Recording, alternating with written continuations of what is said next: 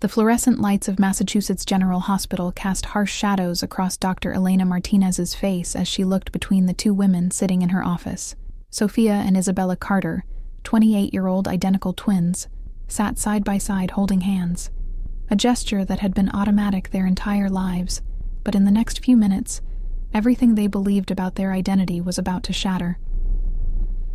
"Thank you both for coming in," Dr. Martinez began carefully. "I know this meeting was unexpected, given that your mother's surgery went well yesterday, but during the pre-surgical blood work, we discovered something that requires immediate discussion with the family." The twins exchanged confused glances. Their mother, Helen Carter, had undergone emergency surgery the previous day after a car accident. She was recovering well, the doctors had said. What could blood work possibly reveal that warranted this formal meeting?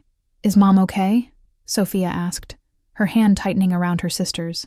"Your mother is fine physically," Dr. Martinez assured them. "But the blood typing revealed something extraordinary, something that affects both of you directly." She paused, choosing her words carefully. "When we ran the blood work, we also checked your mother's medical records from when you girls were born. There were discrepancies that prompted us to run additional genetic testing with samples you provided for the organ donor registry last year." Isabella sat forward. "What kind of discrepancies?" Dr. Martinez pulled up files on her computer screen, then turned it toward the twins. "Sophia, Isabella, according to DNA testing, only one of you is Helen Carter's biological daughter. The other is not genetically related to her at all." The words hung in the air like a grenade waiting to explode. Both twins stared at the doctor, their identical faces showing mirror expressions of shock and disbelief. "That's impossible," Sophia whispered. "We're identical twins. We have the same DNA. We came from the same egg. That's what we all believed," Dr. Martinez interrupted gently. "But the genetic testing proves otherwise. You're not identical twins. You're not even biological sisters. You share no genetic markers at all." Isabella's laugh was sharp, disbelieving. "How is that even possible? We look exactly alike. Everyone our entire lives has said we're carbon copies of each other." "Superficial resemblance," Dr. Martinez explained. "It's rare but documented. Two unrelated children can look remarkably similar, especially when raised together from birth. But genetically you share no more DNA than two strangers." Sophia felt the room spinning. "Which one of us is Mom's biological daughter?" Dr. Martinez looked directly at Isabella. "You are. Isabella, you are Helen Carter's biological child. Sophia, according to the genetic testing, you are not related to Helen by blood." The words hit like physical blows. Sophia released Isabella's hand, suddenly feeling like a stranger in her own skin. 28 years of identity, of being Isabella's twin, Helen's daughter, a Carter family member, evaporated in seconds. "How did this happen?" Isabella demanded, her voice rising. "Where did Sophia come from? Why doesn't Mom know this?" "We believe there was a mix-up at the hospital when you were born," Dr. Martinez said. "In 1996, Boston Memorial Hospital, where you were both born, had two sets of twins born on the same day. Based on the records we've accessed, it appears that one baby from each set was switched accidentally. You went home as twins, but you were actually from two different families." "My God," Sophia breathed. "There's someone else out there. Another woman who looks like me, who's Isabella's actual biological twin. And another woman who's my biological twin," Isabella added, the realization dawning. "Someone who's genetically related to Mom, but who grew up in a different family." Dr. Martinez nodded. "We've located the other family. They were also flagged by our genetic screening system when the father came in for a cardiac procedure last month. The Dalton family. They have twin daughters as well, Charlotte and Emma. And according to DNA testing, Charlotte is genetically related to Helen Carter. She's Isabella's biological twin." The room fell silent as both women processed this information. Everything they'd believed about their identity, their family, their very existence was suddenly in question. "Does Mom know?" Sophia asked quietly. "Not yet. We wanted to speak with you first. Hospital policy requires that we inform all affected parties, but we felt you should have time to process this before we tell Helen." "And the other family?" Isabella asked. "The Daltons? Do they know?" "We're informing them simultaneously. In fact, they're in another conference room right now having the same conversation with Dr. Patterson." Sophia stood abruptly, pacing the small office. "This doesn't make sense. I have memories with Isabella from before I can even remember. My first memory is of us in matching Halloween costumes when we were 3. She's my sister. She's always been my sister. Socially and emotionally, yes, Dr. Martinez said gently. But biologically, you're not sisters. And Sophia, somewhere out there is your actual biological twin, Emma Dalton, who you've never met, a woman who shares your DNA, who might look like you, who should have been raised alongside you. The implications were staggering. Sophia wasn't a Carter. She was a Dalton. Isabella wasn't her sister. Not biologically. 28 years of identity built on a hospital mistake. I need to see Mom, Isabella said suddenly. She needs to know. They found Helen in her recovery room, sitting up in bed and looking much better than she had the previous day. Her face lit up when she saw her daughters, both of them, though now the word both felt complicated in ways it never had before. My girls, Helen said warmly. Then she noticed their expressions. What's wrong? Sophia and Isabella sat on either side of the hospital bed, and together, they told their mother that the family she'd raised for 28 years wasn't the family she'd given birth to. That one of her daughters, the one she'd raised, loved, nurtured for nearly 3 decades, wasn't biologically hers at all. Helen's reaction was immediate and fierce. I don't care what any DNA test says. Sophia, you are my daughter. You always have been, and you always will be. A hospital mistake doesn't change 28 years of being your mother. But Mom, Sophia said, tears streaming down her face, there's another woman out there, Charlotte Dalton, who's genetically your daughter, who should have been raised as your child. And there's Emma Dalton, who's my actual biological twin. Everything we thought we knew about our family is wrong. The biology is wrong, Helen corrected firmly. But the love isn't. The family isn't. You and Isabella are sisters. Maybe not genetically, but in every way that actually matters. But as powerful as Helen's words were, they couldn't erase the fundamental question that now haunted all 3 women. Who were they really? And what did they owe to the biological connections they'd never known existed? 2 days later, the hospital arranged a meeting between the Carter and Dalton families. Sophia and Isabella walked into a conference room at Massachusetts General and came face to face with Charlotte and Emma Dalton, 2 women who looked eerily similar to them, but were strangers in every meaningful way. Charlotte Dalton looked at Isabella with recognition that shouldn't exist between strangers. They had the same dark curly hair, the same green eyes, the same mannerisms. They were biological twins who'd never met, mirror images separated at birth by a hospital error. Emma Dalton stared at Sophia with equal shock. They weren't quite as similar as Charlotte and Isabella, subtle differences in their features, but there was an undeniable resemblance. These were biological twins who should have grown up together, but instead had lived parallel lives in different families. This is surreal, Emma said, her voice shaky. I've had a twin my whole life, Charlotte, and now I find out she's not actually my twin, and that you, she looked at Sophia, are. I know the feeling, Sophia replied. Isabella has been my sister since before I can remember, and now I find out we're not even related. The 2 sets of non-twins sat across from each other, 4 women whose lives had been irreversibly altered by a mistake made 28 years ago. Helen Carter and Patricia Dalton, the 2 mothers, sat at opposite ends of the table, both looking shell-shocked. I don't understand how this happened, Patricia Dalton said, her voice tight with barely controlled emotion. How does a hospital mix up 2 babies and send them home with the wrong families for 28 years? Dr. Martinez, who was mediating the meeting, explained. In 1996, Boston Memorial Hospital had inadequate infant identification protocols. 2 sets of twins were born on the same day, the Carters and the Daltons. Somewhere in the newborn nursery, 1 baby from each set was switched. You each took home 1 biological child and 1 child from the other family. So Charlotte is actually Helen's biological daughter, Patricia said slowly, looking at the woman who'd raised her non-biological child for nearly 3 decades. And Sophia is actually my biological daughter. Yes, Dr. Martinez confirmed. The room fell into heavy silence as everyone processed the magnitude of the switch. Isabella and Charlotte were biological twins who'd been raised by different mothers. Sophia and Emma were biological twins who'd been raised by different mothers, and none of them had known until a routine hospital blood test revealed the truth. What happens now? Charlotte asked quietly. Do we just swap families?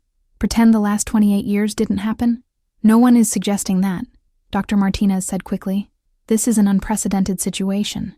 There's no rule book for how to handle it. But all of you, all 8 people in this room, including the fathers who couldn't be here today, need to decide what comes next, how to integrate this new knowledge into the lives you've already built. Sophia looked at Isabella, the woman she'd called sister her entire life. Then she looked at Emma, the stranger who shared her DNA. Which relationship was real? Which family was hers? And as she met Isabella's eyes across the table, she saw the same question reflected back. If biology doesn't make you family, what does? And can love survive when everything you believed about your identity turns out to be built on a mistake? 3 weeks after the hospital revelation, Sophia Carter, or was she Sophia Dalton, sat in Dr. Rachel Brennan's therapy office, staring at a blank intake form. The first question stumped her. Legal name. She'd been Sophia Marie Carter for 28 years, but now she knew that name was built on a mistake. Her biological parents were David and Patricia Dalton. Her biological twin was Emma Dalton. Everything she'd believed about her identity was wrong. I don't know what to write, Sophia admitted, her voice cracking. Dr. Brennan, a specialist in identity and adoption issues, nodded with understanding. Let's start somewhere easier. How are you feeling today? Lost, angry, confused, like I'm grieving someone who's still alive, myself. The Sophia I thought I was doesn't exist. She never did. Over the past 3 weeks, all 4 women had been navigating impossible emotional terrain. The families had agreed to meet weekly, trying to build bridges between biological connections and emotional bonds. But every interaction felt forced, awkward, loaded with expectations no one knew how to meet. Isabella had met with Charlotte, her biological twin, 5 times. They'd discovered eerie similarities. Both preferred their coffee black. Both were left-handed. Both had recurring dreams about drowning. Genetic predisposition and twin connection, even without being raised together. But similarity wasn't intimacy. Charlotte was a stranger who happened to share Isabella's DNA. They had no shared memories, no inside jokes, no history of comforting each other through breakups and job losses and family drama. The biological connection felt hollow, compared to 28 years of sisterhood with Sophia. I feel guilty every time I'm with Charlotte, Isabella confessed during her own therapy session with Dr. Mitchell. She looks at me like I owe her something, like I stole her life by being raised with her twin instead of her. But I didn't do anything wrong. I was a baby. No one did anything wrong, Dr. Mitchell said, except the hospital, and they're facing a massive lawsuit. But Isabella, you're allowed to feel conflicted about this. Charlotte is your biological sister, but Sophia raised you. Both relationships are real. They're just different. Meanwhile, Sophia was meeting with Emma, her biological twin, and finding the experience deeply uncomfortable.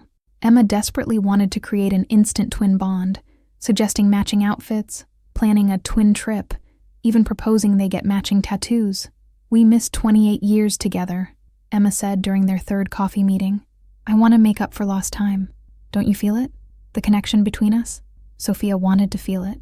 She tried, but when she looked at Emma, she saw a well-meaning stranger, not a sister. The woman who felt like her sister was Isabella, the person she wasn't biologically related to at all. I need time, Sophia said carefully. This is overwhelming for me.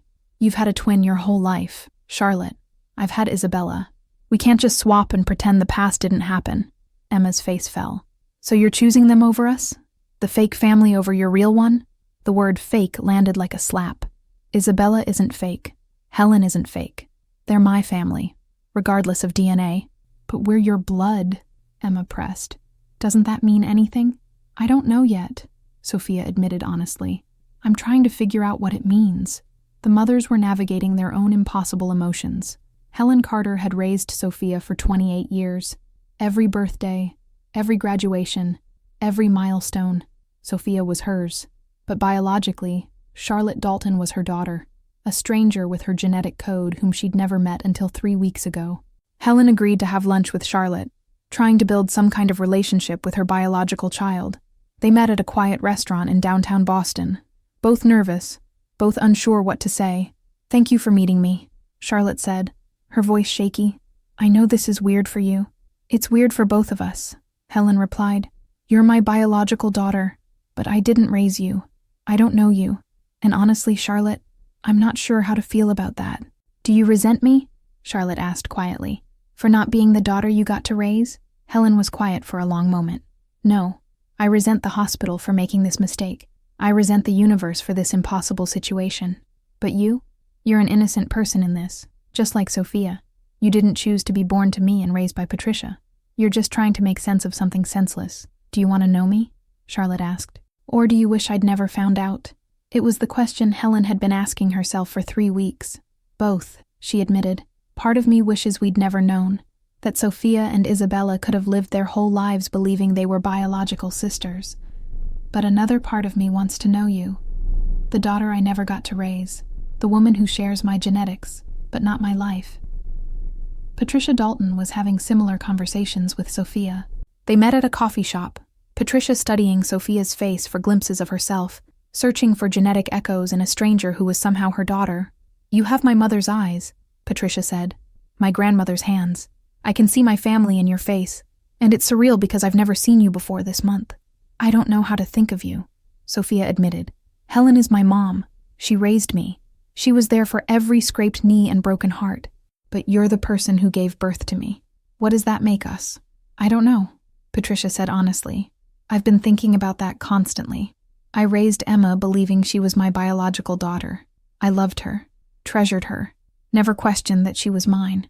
Now I find out she's not genetically mine, but that doesn't change how much I love her. And you are genetically mine, but I don't know you at all. So what's stronger, genetics or 28 years of love? Love, Sophia said immediately. It has to be love, because if it's genetics, then everything I've felt for Helen and Isabella my whole life is invalid. And it's not. My relationship with them is real, even if the biology is wrong. Then maybe that's the answer, Patricia said. Maybe we build something new, not trying to replace Helen or reclaim you as my daughter. Just 2 women getting to know each other, connected by biology but not defined by it. It was the most reasonable approach Sophia had heard since the revelation. But it was also deeply unsatisfying. She wanted simple answers. You belong here, not there. You're a Carter, or you're a Dalton. But identity wasn't that simple. The 4 women agreed to family therapy together, all of them in one room with Dr. Brennan moderating. It was chaos. I just want my twin back, Emma said, her frustration boiling over. Charlotte was supposed to be my sister. Now I find out Sophia is. But Sophia doesn't want me. She wants Isabella. That's not fair, Sophia shot back. You can't expect me to instantly feel a twin connection with you just because we share DNA. Isabella and I have 28 years of history. You and I have 3 weeks. But we're biological twins, Emma insisted. That has to mean something. Why? Sophia demanded. Why does biology have to be more important than experience? You grew up with Charlotte. You love her. Are you saying that love is invalid now that you know you're not genetically related? Emma was quiet, trapped by her own logic. Charlotte spoke up, her voice soft but pointed. Isabella, do you ever wish you'd been raised with me instead of Sophia? Do you wonder what your life would have been like if the hospital hadn't made the mistake? Isabella took a deep breath. Honestly, sometimes. I look at you and I see myself, the mannerisms, the preferences, the way we both organize our thoughts. There's a connection I can't explain, but when I'm with you, I don't feel the warmth I feel with Sophia. We have biology, but we don't have love yet, and I don't know if we ever will. Is anyone willing to say out loud what we're all thinking? Sophia interjected, her voice sharp with emotion. That maybe it would have been better if we'd never found out, that this information hasn't improved anyone's life. It's just made everything complicated and painful. The room went silent. Because she was right. The revelation had destroyed 4 women's sense of identity, fractured 2 families, and created expectations no one knew how to meet. Dr. Brennan spoke carefully. You're all experiencing what's called ambiguous loss. You're grieving relationships that still exist but have fundamentally changed. Sophia, you haven't lost Helen or Isabella, but your relationship with them has been redefined by this information. Emma, you haven't lost Charlotte, but you're grieving the belief that she was your biological twin. This is extraordinarily difficult. So what do we do? Isabella asked. How do we move forward? By accepting that there's no right answer, Dr. Brennan said. You don't have to choose between biological family and emotional family. You can maintain both relationships, building new connections with your biological relatives while honoring the bonds you already have. But it requires letting go of expectations about what these relationships should be. Over the next several months, the 4 women found their own ways forward. Isabella and Charlotte developed a friendship built on curiosity about their genetic connection. But they didn't try to force a twin bond. They met monthly for coffee, shared medical information, enjoyed discovering their similarities. But they didn't pretend to be sisters in the deep emotional sense. Sophia and Emma had a harder time. Emma kept pushing for the instant intimacy she'd lost with Charlotte, and Sophia kept pulling away, overwhelmed by expectations she couldn't meet.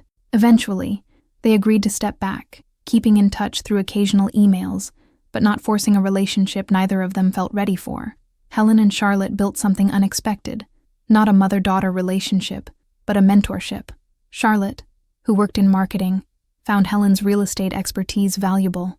Helen enjoyed sharing her professional knowledge with her biological daughter, building a connection based on mutual interest rather than trying to manufacture maternal feelings.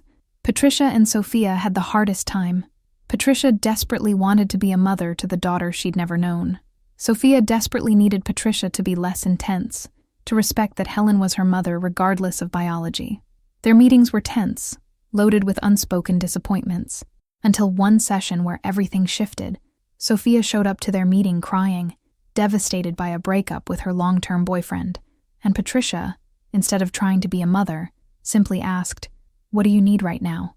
"I need someone to just listen," Sophia said, "not to fix it or give advice, just to witness that I'm hurting." So Patricia listened. And in that moment, they built something real, not a mother-daughter bond, but a genuine human connection, based on what Sophia actually needed, rather than what Patricia thought she should provide. 6 months after the revelation, the 4 women gathered for dinner, not because they had to, but because they wanted to. They'd stopped trying to be what biology said they should be, and started accepting what they actually were. 4 women connected by an extraordinary circumstance, building relationships at their own pace, in their own ways. "I thought finding out the truth would answer questions," Sophia said over dessert. "But it just created more questions. Who am I? Where do I belong? What makes someone family? And what did you figure out?" Emma asked, her tone softer than it had been months ago, less demanding. "That I'm Sophia," Sophia said simply. "Not Sophia Carter or Sophia Dalton, just Sophia. I was raised by Helen, and she's my mom. I grew up with Isabella, and she's my sister. But I'm also genetically connected to Patricia and Emma, and that matters too. All of it is real. All of it is part of who I am. I don't have to choose." Isabella raised her glass. "To complicated families and relationships that defy definition." The 4 women clinked glasses. 2 sets of biological twins who'd never been raised together. 4 people who'd had their identities shattered, and were slowly, painfully, rebuilding them into something more complex and more authentic than what they'd had before. 1 year after the hospital revelation, the Suffolk County Superior Court was packed with media, spectators, and legal teams. The lawsuit against Boston Memorial Hospital, now defunct, but still legally liable, had become a national story. The switched twins case dominated headlines, with reporters breathlessly covering every development. Sophia sat in the front row of the courtroom, Isabella beside her, their hands clasped together as they had been their entire lives. Across the aisle sat Charlotte and Emma, similarly united, the biological twins separated by circumstance, and the non-twins bonded by experience. "All rise for the Honorable Judge Catherine Brennan," the bailiff announced. The trial was expected to last 2 weeks. Both families were suing the hospital for emotional distress, identity crisis, and the profound disruption to their lives caused by the 28-year-old mistake. The hospital's insurance company was fighting the lawsuit, arguing that the statute of limitations had expired and that no physical harm had occurred. On the first day of testimony, Helen Carter took the stand. She looked older than her 56 years, the stress of the past year etched into her face. "Mrs. Carter," the plaintiff's attorney began, "can you describe what it felt like to learn that the daughter you'd raised for 28 years was not your biological child?" Helen's voice was steady, but laden with emotion. "It felt like the ground disappeared beneath me. Sophia has been my daughter since the moment I brought her home from the hospital. Every birthday, every skinned knee, every heartbreak. I was there. And then to be told that this bond I treasured was built on a mistake? It didn't make me love her less, but it broke something fundamental about my understanding of who we were as a family.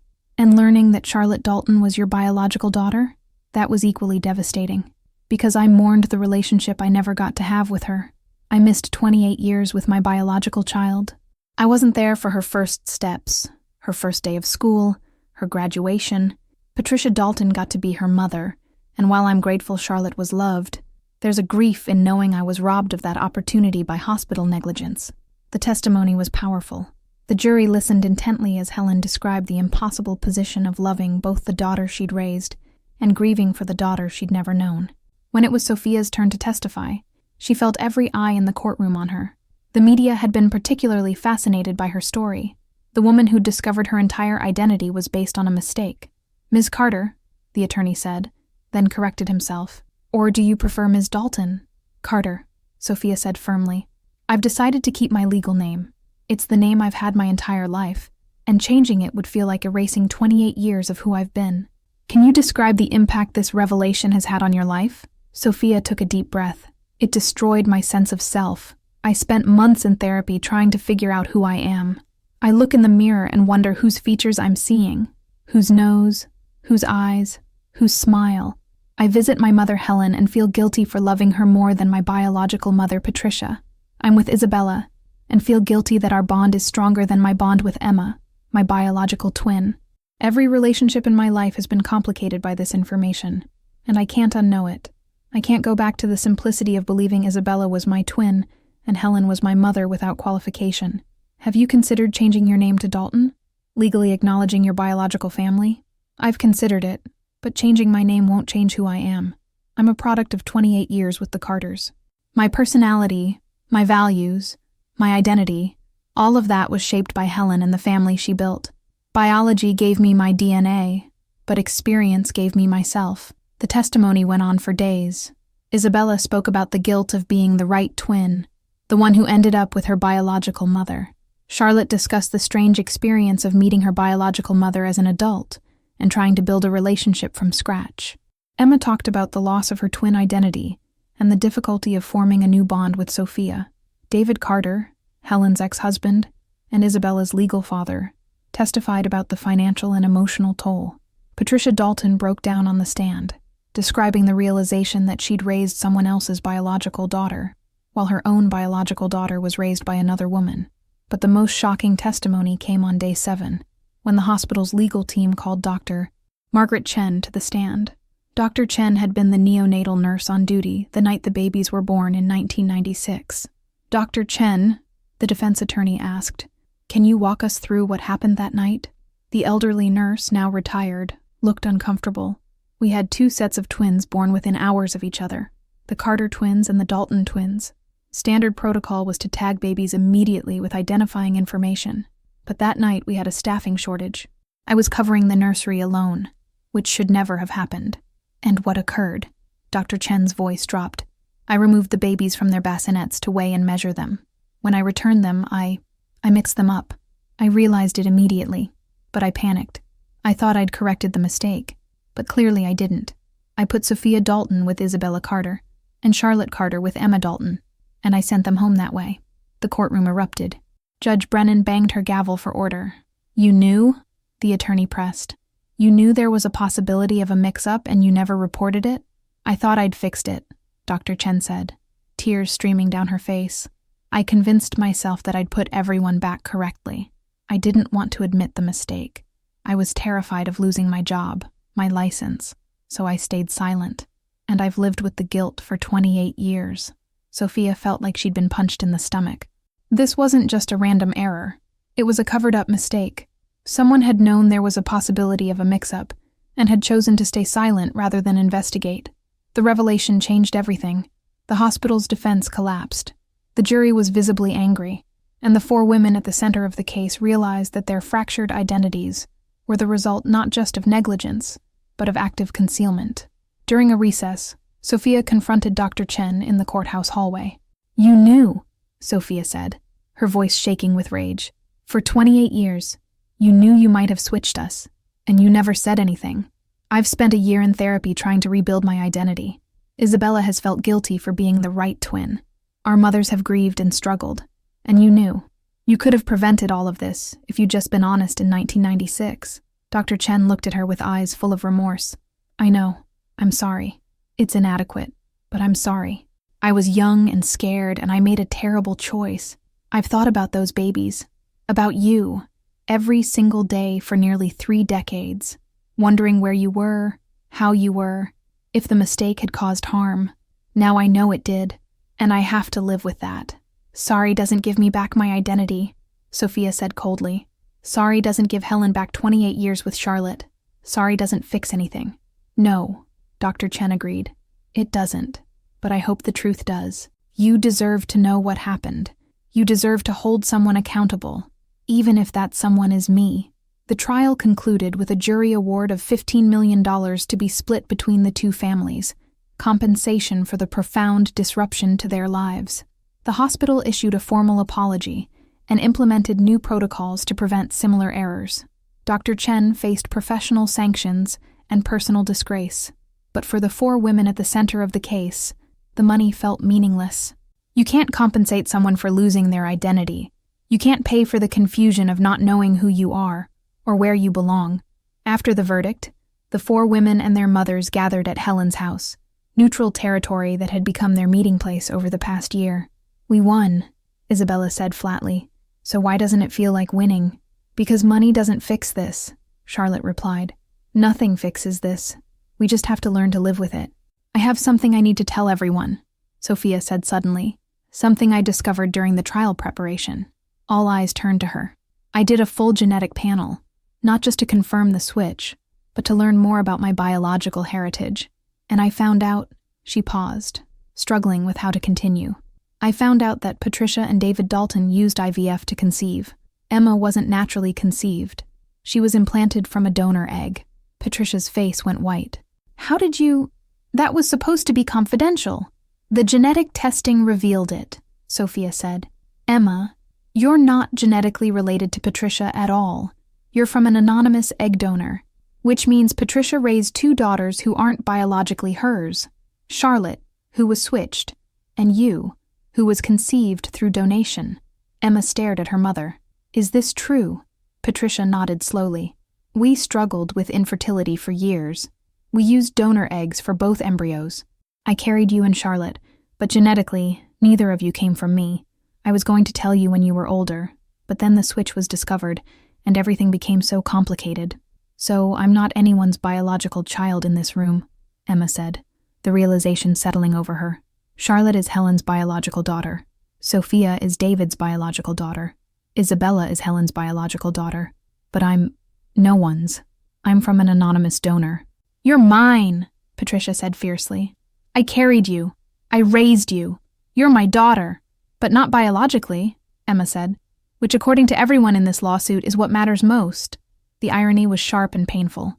They'd spent a year agonizing over biological connections, prioritizing genetic ties over emotional ones, and now they discovered that Emma, the person who'd most insisted that biology mattered, had no biological connection to anyone in either family.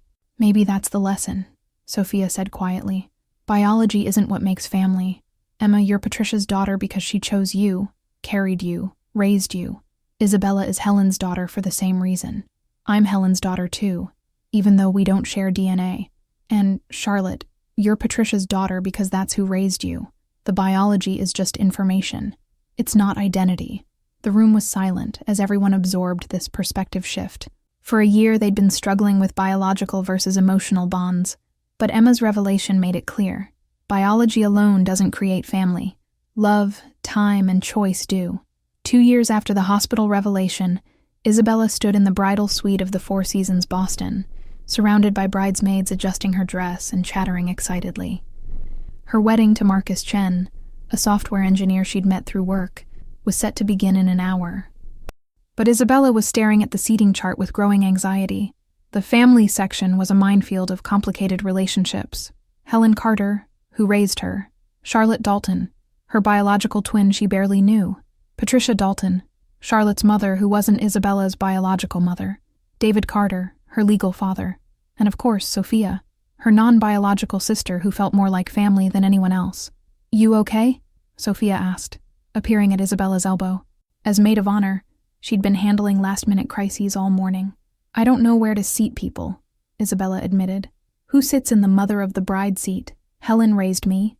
but Charlotte is technically more Helen's daughter than I am. And do I seat Charlotte with the family or with the other guests? She's my biological twin, but we're not close. Sophia squeezed her sister's hand. Seat Helen where the mother of the bride sits, because she is your mother. Seat Charlotte with her parents, the Daltons, and stop overthinking the biology. This is your wedding. These are the people you love. That's all that matters. What if I hurt Charlotte's feelings? What if she thinks I'm rejecting her? Then you have a conversation with her. But Isabella, you've spent 2 years trying to build a relationship with Charlotte out of obligation. You can be kind to her without pretending she's your sister in the way I'm your sister. Isabella nodded, grateful for Sophia's clarity. Whatever biology said, Sophia was her real sister, the person who knew her best, who supported her unconditionally, who she couldn't imagine life without. The ceremony was beautiful. Helen walked Isabella down the aisle, tears streaming down her face. Charlotte sat with the Daltons, looking emotional but not resentful. And when Marcus and Isabella exchanged vows, promising to build a family based on choice and commitment rather than biology, everyone understood the deeper meaning. At the reception, something unexpected happened. Charlotte approached Isabella during a quiet moment. "Congratulations," Charlotte said genuinely. "You look beautiful, and Marcus seems wonderful."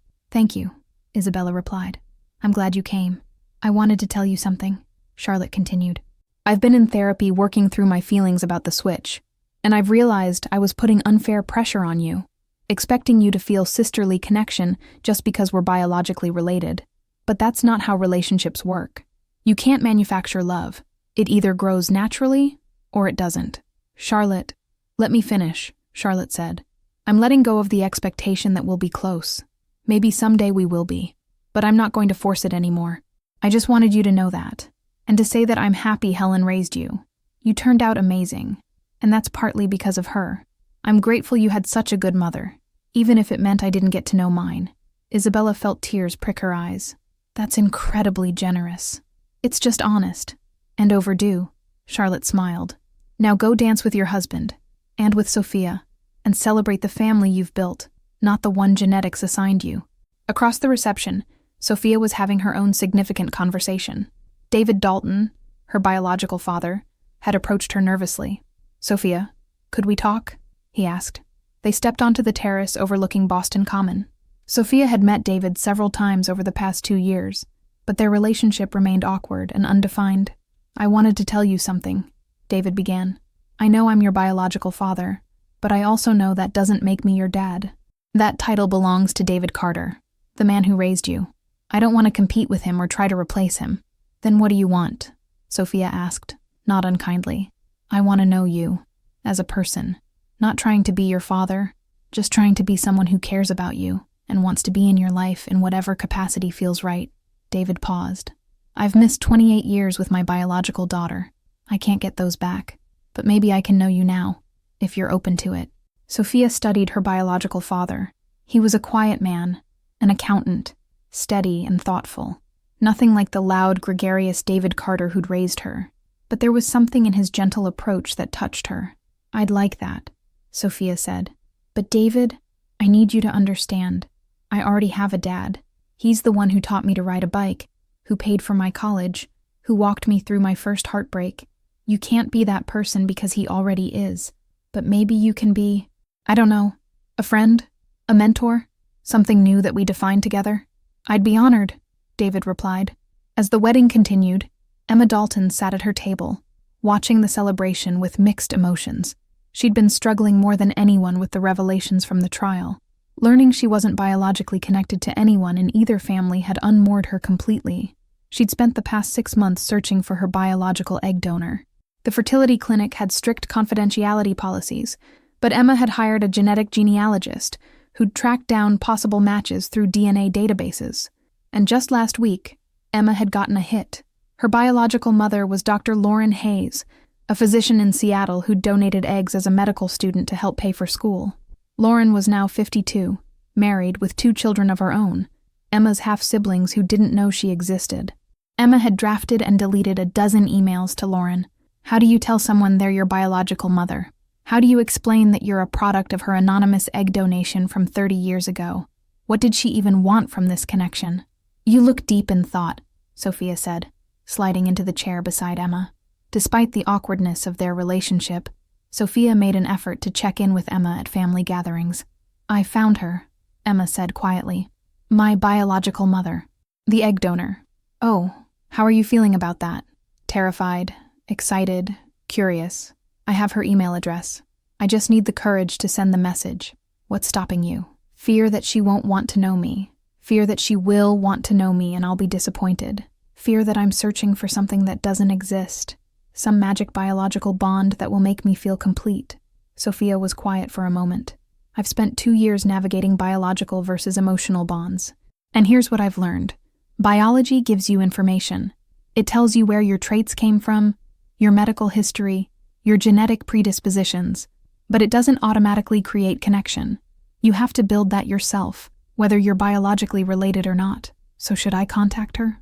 Only if you're genuinely curious about who she is as a person, not if you're expecting her to fill a hole or provide instant belonging, because that's not fair to either of you." Emma nodded slowly. "I think I am curious. I want to know where I came from. Not to replace Patricia, she's my mom, but just to understand another piece of myself. Then reach out, but manage your expectations. Lauren might be amazing and welcoming, or she might not want contact. Either outcome doesn't define your worth or your identity." Later that night, after the wedding ended, Emma sat in her apartment and finally sent the email. "Dear Dr. Hayes, my name is Emma Dalton. I was born in 1996 through IVF using your donated egg. I recently discovered this information and have been struggling with whether to contact you. I want to be clear. I'm not looking for a mother. I have one, Patricia Dalton, who raised me and loves me. But I am curious about you, about my genetic history, and about the circumstances of the donation. If you're open to communication, I would appreciate hearing from you. If not, I understand and respect your privacy. Thank you for the gift of life you gave my parents 30 years ago. Sincerely, Emma." 3 days later, Lauren Hayes replied, "Dear Emma, your email was a shock, but not an unwelcome one. I donated eggs as a medical student, knowing they might result in children but never expecting to be contacted by one. I'm willing to meet with you, if that's what you'd like. I can share medical history, answer questions about the donation, and tell you about myself. But I want to be clear, as you were. I'm not your mother in the emotional sense. I'm a genetic contributor. I hope that's enough. I'm in Boston next month for a medical conference. Would you like to meet for coffee?" Lauren Emma showed the email to Sophia the next day. She said yes. "I'm meeting her next month. How do you feel?" "Nervous, but also relieved. I spent 2 years feeling unmoored, like I didn't fully belong anywhere. Maybe meeting Lauren will help me feel more grounded in who I am. Or maybe," Sophia said gently, "you'll realize that belonging isn't about biology at all. It's about the people who show up for you, who choose you, who love you regardless of DNA. Patricia chose you. Charlotte has been your sister your entire life, regardless of genetics. You belong because you're loved, Emma, not because of whose egg you came from." A month later, Emma sat in a Starbucks in downtown Boston, waiting for Lauren Hayes, when a woman who looked startlingly like an older version of Emma walked in. Emma's breath caught. Lauren approached tentatively. "Emma?" "Yes. Thank you for coming." They sat across from each other, 2 women connected by genetics but strangers in every other way. Lauren shared her medical history, the family tendency toward high blood pressure, the good cardiovascular health, the predisposition to migraines. She explained the egg donation. She'd been 22, a medical student drowning in debt, and the compensation had helped her finish school. "Did you ever wonder about the children who might exist because of your donation?" Emma asked. "Sometimes. The clinic told me there could be up to 5 successful pregnancies from my donation. I've wondered who those children became, if they're happy, if they're healthy, but I never expected to meet any of them. The agreement was anonymous." "I hope I'm not violating your boundaries by reaching out." "No," Lauren said. "I'm glad you did. You're a remarkable young woman. And while I'm not your mother, I'm honored to have contributed genetically to who you are." They talked for 2 hours. Emma learned about her half-siblings, Michael, 18, and Sarah, 16, both of whom loved music and science like Emma did. Lauren shared photos, and Emma saw genetic echoes of herself in these strangers who shared her DNA. When they parted, Lauren hugged Emma. "Thank you for finding me, for being brave enough to reach out. I hope this gave you some of what you were looking for." "It did," Emma said honestly. "It gave me information, connection, understanding. But you were right. You're not my mother. Patricia is. This was just filling in pieces of the puzzle. That evening, Emma called Patricia. Mom, I met her. Lauren, my egg donor. There was a pause on the other end. How was it? Informative. Nice. But not what I'd feared. Meeting her didn't change how I feel about you. You're my mother. She's just a generous person who helped you have me. That's all. Patricia's voice cracked with emotion. I was so scared you'd meet her and realize I'm not really your mother. You're the only mother I have. Biology doesn't change that. These past 2 years have taught me that family is about who shows up, who stays, who loves you through the hard stuff. You've done all of that. Lauren gave me genes. You gave me a life. As the second anniversary of the revelation approached, the 4 women gathered for dinner, a ritual they'd established to mark the ongoing journey of redefining family. We should go around and say what we've learned, Charlotte suggested, about identity, family, what matters. Isabella went first. I've learned that you can love people who aren't biologically related to you just as much, maybe more, than people who are. Sophia is my sister, always will be, regardless of DNA, Sophia continued. I've learned that identity is complicated. I'm a Carter by upbringing and a Dalton by biology, and both are part of who I am. I don't have to choose, Charlotte added. I've learned to let go of expectations. Biology doesn't automatically create closeness. Relationships take time, effort, and genuine connection. Isabella and I might never be close, and that's okay. Emma finished. I've learned that belonging isn't about genetics. It's about love, choice, and commitment. I belong with my family not because of whose egg I came from, but because they chose me, and I chose them back. They raised their glasses in a toast to complicated families, to redefined bonds, to the understanding that love is more powerful than biology, and that identity is something you build, not something you're assigned. 5 years after the hospital revelation, Isabella held her newborn daughter in the recovery room at Massachusetts General Hospital.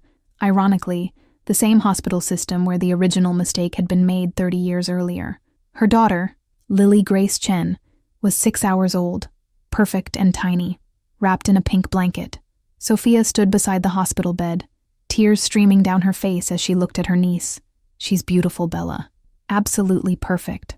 She looks like you, Isabella said softly, which is strange, because we're not genetically related. But she has your nose, your chin. Or maybe I'm just seeing what I want to see. You're seeing family, Sophia replied, however it manifests. Marcus entered with Helen, who immediately began crying at the sight of her granddaughter. Oh, Isabella, she's gorgeous. The room filled with family over the next hour. Both sets of parents, Charlotte and Emma, even David Dalton, who'd become a regular presence in Sophia's life, and, by extension, in Isabella's. The complicated family that had been forged from a hospital mistake 5 years ago now gathered to celebrate new life. But as visitors cooed over baby Lily, Isabella confronted the question that had been haunting her throughout her pregnancy. How would she explain this family to her daughter someday? How do you tell a child that her mother and aunt aren't biologically related? That half the people she calls family are only connected through a hospital error? You tell her the truth, Helen said when Isabella voiced these concerns later. That family is built on love, not just biology. That her Aunt Sophia is family because we chose each other. We stayed together. We loved each other through everything. The same way you'll teach her that love is a choice you make every day. Over the next few months, as Isabella adjusted to motherhood, she watched Lily develop features and mannerisms that were eerily similar to Sophia's. The way she wrinkled her nose when she didn't like something. The way she gripped fingers with unexpected strength. Genetics were strange. Somehow, growing up together, had created similarities between Isabella and Sophia that transcended biology. Emma was navigating her own family expansion. She'd been meeting regularly with her half-siblings, Michael and Sarah Hayes, for the past year. They'd developed genuine friendships, bonded by shared genetics and genuine affection, rather than obligation. It's weird, Emma told the group during one of their now regular family dinners. Michael and Sarah are my biological half-siblings, but I feel closer to Charlotte than I do to them. We're still building our relationship, and maybe it'll never be as deep as what Charlotte and I have, which proves Sophia's point from years ago. Biology gives you connection possibilities, but it doesn't automatically create closeness. How do they feel about meeting you? Charlotte asked. Her relationship with Emma had deepened over the years. the non-biological sisters choosing to maintain their bond despite the revelation. They're curious. Their mother Lauren told them about the egg donation a few years ago, so they knew there might be donor-conceived half-siblings out there. Meeting me made it real, but we're not trying to force instant sibling connection. We're just getting to know each other. Sophia had been working on a project of her own. Writing a memoir about the experience of discovering her identity was built on a mistake. Her literary agent thought it could help others navigating similar situations. Adoptees, donor-conceived people, anyone struggling with the question of biological versus emotional family bonds. "I'm calling it Switched," Sophia told Isabella one afternoon while visiting baby Lily. "The working subtitle is Finding Identity When Biology and Experience Don't Match. Are you nervous about publishing it?" Isabella asked, bouncing Lily gently. "Terrified. It means exposing all of our family's private pain to the world, but I also think our story matters. There are thousands of people out there who've learned as adults that their parentage isn't what they thought. Adoptees who find biological parents, donor-conceived people searching for genetic connections. People like us, victims of hospital errors. They need to know they're not alone in this confusion. Have you shown it to Helen and Patricia? To Charlotte and Emma? Everyone's read it. Helen cried. Patricia had some edits about how I portrayed her. She's right that I was harder on her than I needed to be in the early chapters. Charlotte said it helped her understand my perspective better. And Emma said it finally made her feel seen. Like someone understood the specific pain of being unmoored from your identity. The book was published 8 months later to significant media attention. The Switched Twins became a bestseller, resonating with people far beyond those who'd experienced similar situations. Readers connected with the universal themes: identity, belonging, the question of what makes someone family. But the publicity also brought unexpected challenges. Charlotte, who'd largely stayed out of the spotlight, was suddenly recognized in public as one of the Switched twins. Journalists requested interviews. People stopped her on the street, asking invasive questions about her biological mother, Helen. "I didn't sign up for this," Charlotte told the group during one particularly difficult week.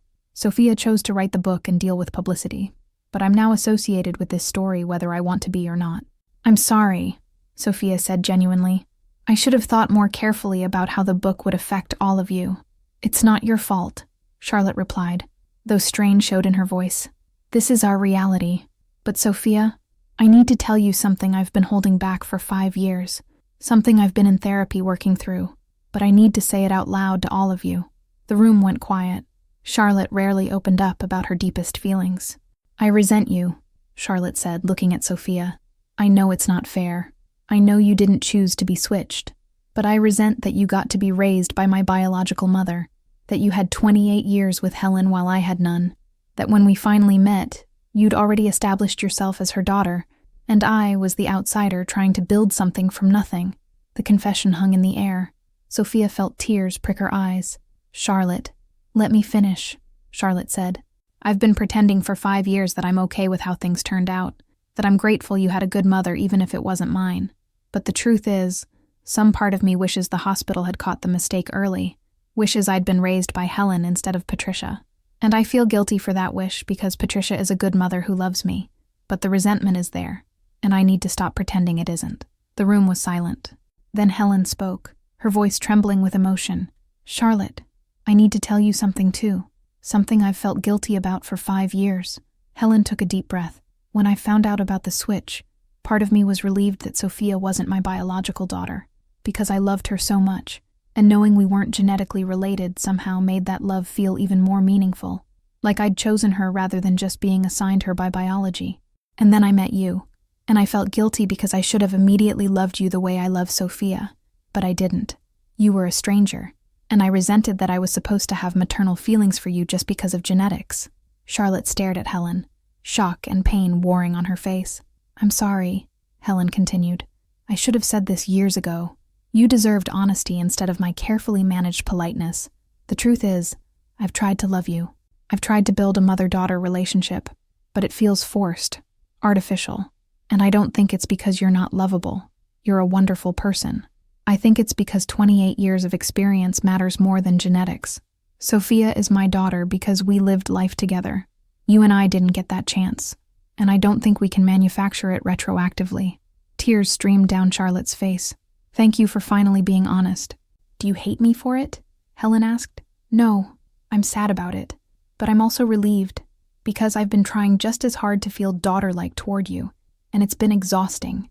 Maybe we can stop trying to be what we think we should be, and just accept what we actually are. Two women connected by genetics but not by experience. Patricia spoke up, her voice gentle. Charlotte, you're my daughter, not by genetics but by choice and time and love.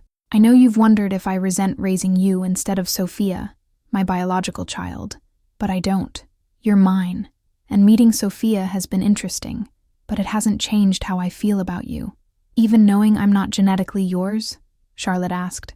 Even knowing that. Because motherhood isn't about whose egg you came from. It's about who shows up every day, who loves you through tantrums and teenage angst and adult struggles. I did that for you. Sophia's mother, Helen, did that for her. The genetics are almost irrelevant compared to 28 years of lived experience. The conversation marked a turning point.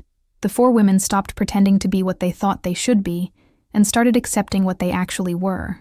Four people connected by extraordinary circumstance, navigating complicated relationships with honesty rather than obligation. 2 years later, when Lily was approaching her 3rd birthday, she asked the question Isabella had been dreading. Mommy, why does Aunt Sophia look like you but Aunt Charlotte doesn't? Isabella looked at Sophia, who nodded encouragement. They'd planned for this conversation, practicing how to explain in age-appropriate terms. Aunt Sophia and I look alike because we grew up together, Isabella began. We were born at the same time in the same hospital, and we became sisters, even though we're not the same kind of sisters you might learn about at school. What kind of sisters are you? Lily asked, her 3-year-old mind struggling with the concept. We're chosen sisters. The hospital made a mistake when we were babies, and Aunt Sophia went home with Grandma Helen instead of her other mommy. But we loved each other so much that we stayed sisters anyway. Because family isn't just about being born from the same mommy. It's about who you choose to love. Like Daddy chose you to marry? Lily asked. Exactly like that. Daddy and I weren't born into the same family, but we chose each other. Aunt Sophia and I were born on the same day, and we chose each other too. That's what makes us sisters. Can I choose someone to be my sister? Isabella smiled. When you're older, maybe you will. And that will be a special kind of sister too. It was a simplified version of a complicated truth, but it was honest. And as Lily grew older, Isabella would add layers to the story. The DNA revelation, the trial, the complicated family dynamics. But the core message would remain the same. Family is built on love and choice, not just biology. On the 7th anniversary of the revelation, the 4 women gathered at the place it had all started, Massachusetts General Hospital. They'd been invited to speak at a medical ethics conference about their experience, sharing their story with doctors, nurses, and administrators who worked to prevent similar errors.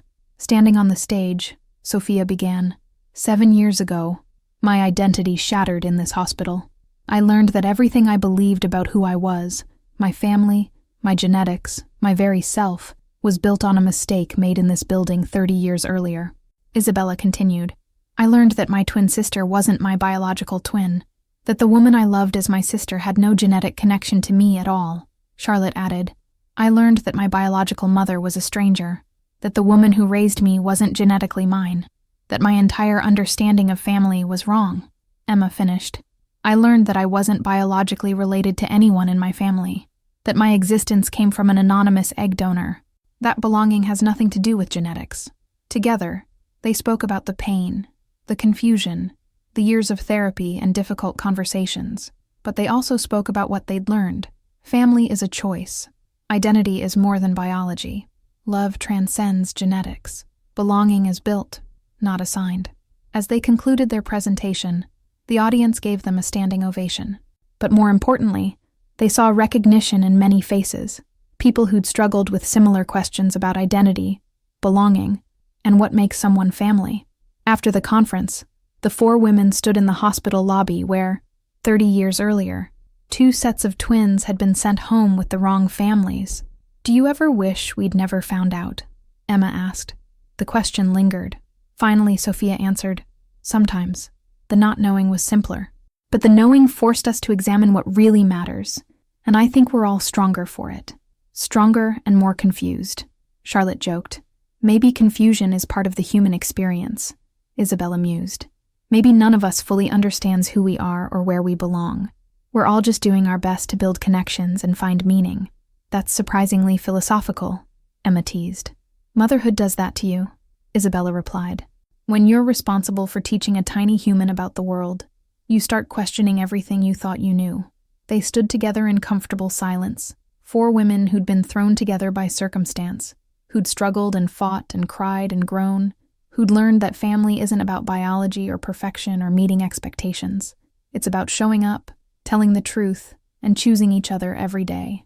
10 years after the revelation, the 4 women gathered at a beach house on Cape Cod to mark the anniversary. They were all in their late 30s now, lives fully integrated with both biological and emotional families. Isabella's daughter Lily, now 10, ran along the beach with Michael and Sarah Hayes, Emma's half-siblings who'd become honorary cousins to all of them. The complicated family tree had grown into something beautiful and impossible to diagram. Lily asked me yesterday if she should call Charlotte Aunt Charlotte, or just Charlotte, Isabella said, watching the children play. I told her to ask Charlotte herself. What did Charlotte say? Sophia asked. She said, whatever feels right. No pressure, no expectations. Just let it be what it is. That had become their mantra over 10 years. Let it be what it is. Emma's phone buzzed with a photo from Lauren Hayes. Her egg donor had sent a picture of Emma's half-siblings graduating high school. They'd built a warm, boundary-respecting relationship over the years. Not mother-daughter, but genuine connection. Charlotte had made peace with Helen, accepting that biology doesn't create instant maternal love. They'd settled into a friendship based on shared interests rather than forced intimacy. And Charlotte had fallen in love with Patricia's sister, discovering that sometimes family comes from unexpected places. Sophia's memoir had been adapted into a documentary that helped thousands of people navigating similar identity questions. She'd become an advocate for donor-conceived people, adoptees, and anyone whose identity didn't match their biology. You know what I realized? Sophia said as they watched the sunset. The hospital mistake didn't ruin our lives. It just made them more complicated. And complicated isn't bad. It's just real. Would you choose to know, if you could go back? Emma asked the question they'd asked many times over the decade. Yes, they all answered together this time, because knowing had forced them to examine what truly mattered. Family wasn't about perfect genetic matches or simple explanations. It was about showing up, choosing each other, and building something real from impossible circumstances. Helen and Patricia joined them on the beach, arms linked like old friends. 2 mothers who'd accidentally raised each other's biological daughters and had learned that motherhood transcends genetics. To 10 years, Isabella raised her glass of wine. To complicated families, Charlotte added. To choosing each other, Emma continued. To love over biology, Sophia finished. They clinked glasses as the sun disappeared into the Atlantic. 4 women whose lives had been shattered by a hospital mistake and rebuilt into something stronger, more authentic, and more beautiful than what they'd lost. The DNA revelation hadn't destroyed them. It had freed them to understand that identity is built, not assigned. That family is chosen, not just inherited. And that sometimes the most profound bonds are the ones that survive when biology fails to define them.